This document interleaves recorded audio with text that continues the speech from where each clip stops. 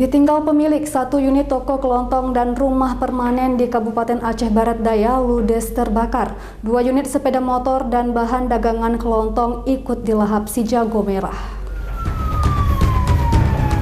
Satu unit toko kelontong dan rumah permanen di Desa Ujung Padang, Kecamatan Manggeng, Kabupaten Aceh Barat Daya ludes dilahap api.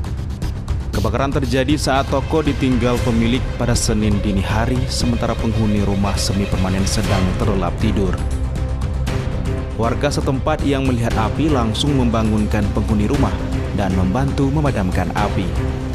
Dalam kejadian tersebut, 2 unit sepeda motor serta bahan dagangan kelontong ludes dilahap api. Yang terbakar seisi dalam bagian ruko itu hangus terbakar semua, termasuk 2 unit sepeda motor.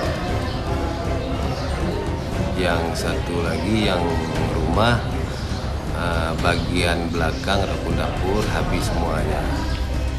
Tim BPBK Kabupaten Aceh Barat Daya berhasil memadamkan api selama 1 jam dengan mengerahkan 3 unit mobil pemadam. Belum diketahui penyebab kebakaran tersebut, sementara pemilik toko kini mengungsi ke rumah saudaranya di desa setempat. Dari Kabupaten Aceh Barat Daya, Erdawati Aims melaporkan.